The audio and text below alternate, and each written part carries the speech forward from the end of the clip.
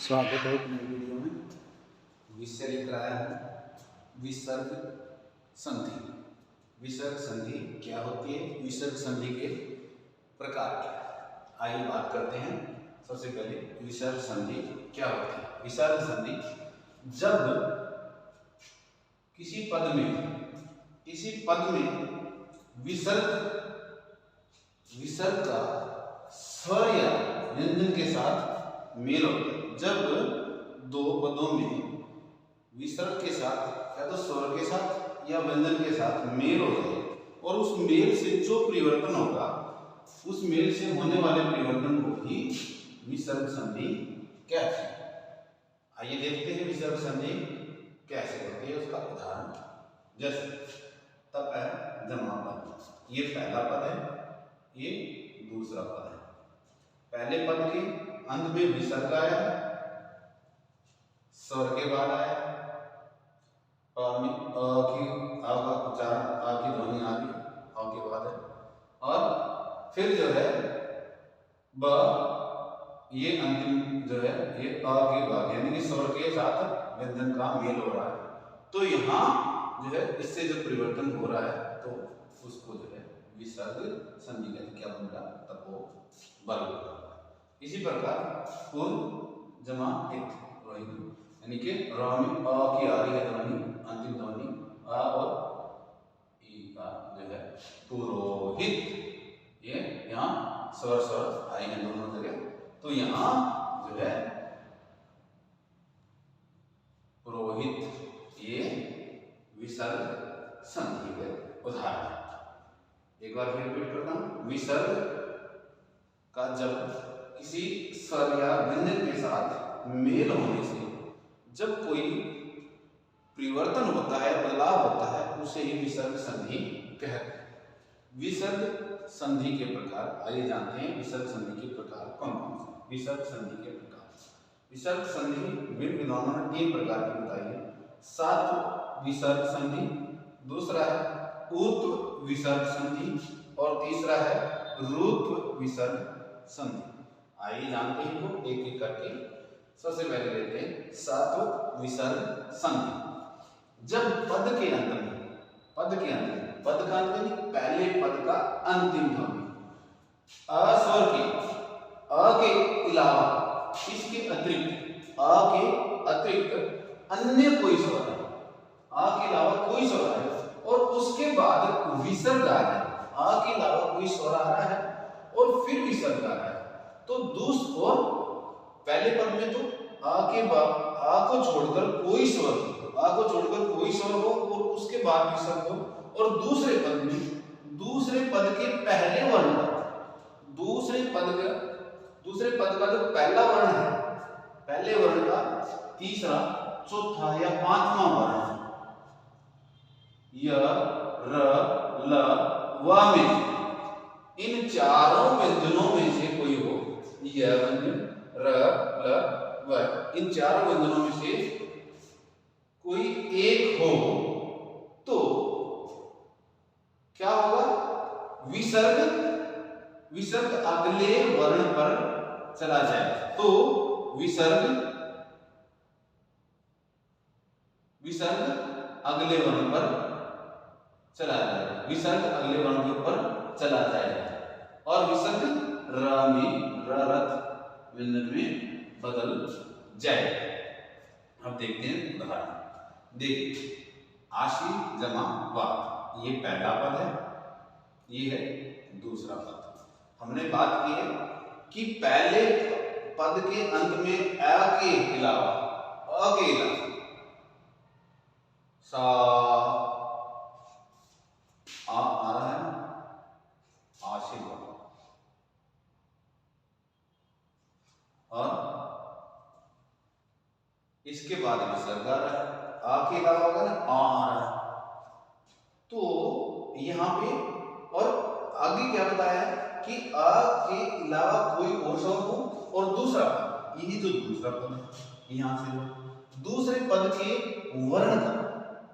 वर्ण का तीसरा, चौथा, 5वां यह। तो यहां क्या है? ये वा वर्ण है, बाद में तो यहाँ कह रहा है कि वह, ये वह आ गया यहाँ, इसमें वह यहाँ आ गया, और फिर क्या होगा, वह आ गया तो कोई एक वर्ण अगले वर्ण के ऊपर चला जाता है और वो रा में बदल जाता है। यहाँ देखिए ये यहाँ ऊपर चला गया, आशीर्वाद। इसे ही सात्व विसर्ग संधि कहते हैं। रिपीट करते एक बार, अस्वर के अलावा कोई अन्य स्वर आ जाए पहले पद के अंत में, अस्वर के अलावा उसी और स्वर के साथ विसर्ग आता है और उस विसर्ग के बाद दूसरे पद का कोई भी जो है दूसरा तीसरा चौथा पांचवा वर्ण या वह है, तो वो जो है विसर्ग रा जो है दूसरे वर्ण के ऊपर चला जाता है, यानी दूसरे वर्ण के ऊपर बैठ जाता है और रा में बदल जाता है। ये होती है जो है सात्व विसर्ग संधि। आइए जानते हैं दूसरी जो है विसर्ग संधि क्या है, उत्व विसर्ग संधि।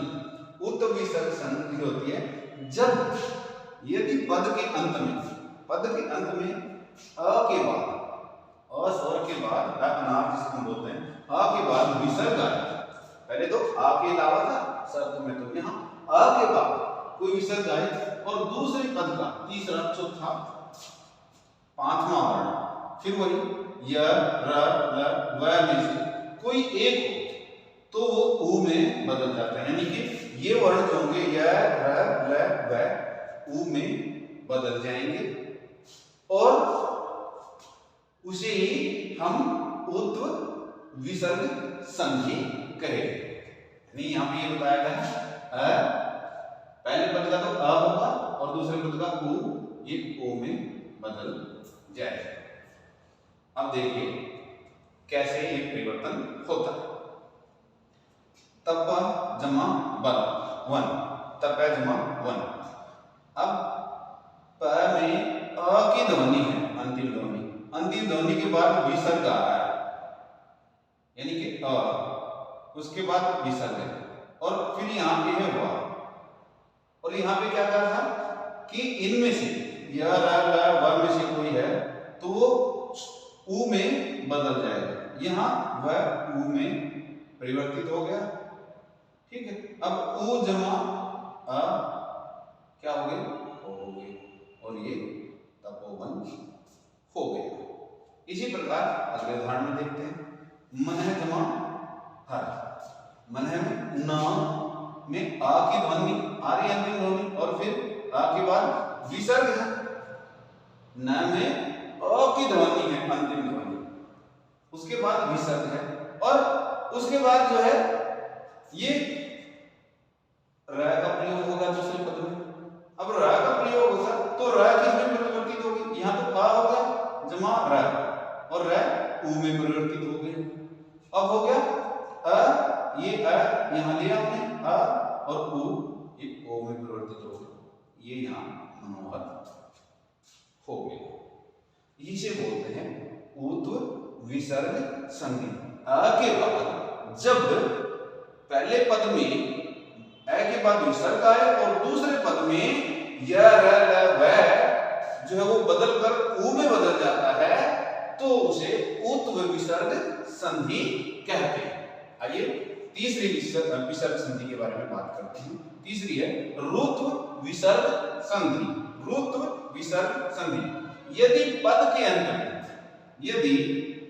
अंत में कोई स्वर आए और दूसरे पद का पहला वर्ण, कोई भी स्वर हो, पहले पद में कोई भी स्वर हो और दूसरे पद का पहला वर्ण तय है तो तय और थ में से है तो स में बदल जाएगा, यानी तय थ स में बदल जाता है, और च और छ ये 21 वाला स जिसको आप बोलते हो 21 वाले स में बदल जाएगा। अगर ट और ठ इन दोनों में से कोई पहला वर्ण है तो वो जो है इटपटा स यानी प वाले स में बदल जाएगा।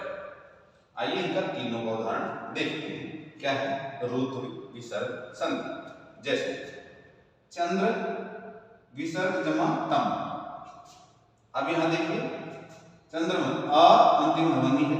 आ के बाद अब दूसरे, पहला पद ये है, दूसरा पद ये है। दूसरे पद में ये तय आए हैं, अ जमा तय हो गया। अब ये क्या हो गया, ये परिवर्तित हो गया सैल। ये स्लेट वाला सैल जिसको आप बोलते हैं, ये चंद्रस्तम, ये इस प्रकार से ये परिवर्तन होता है। अगर ये वाला बताया हमें तय और थय आया है तो वो स्वर में परिवर्तन यानी स्लेट वाले स्वर में परिवर्तन हो जाएगा। इसके बाद अगला बोला हमने अगर च और छ है तो ये स, 21 वाला स, नी जमा विसर्ग, नी के बाद विसर्ग है और च, यहां नी,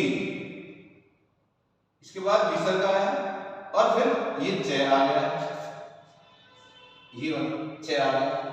तो च और छ में से आया तो क्या ये स में परिवर्तित हो गया, ये निश्चय शब्द बनता है।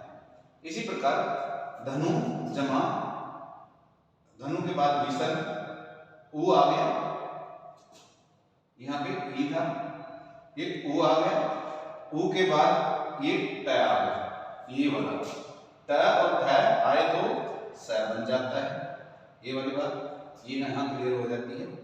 तो यहाँ उ जमा ट यानी कि क्या हो गया, ये स, ये धनुष का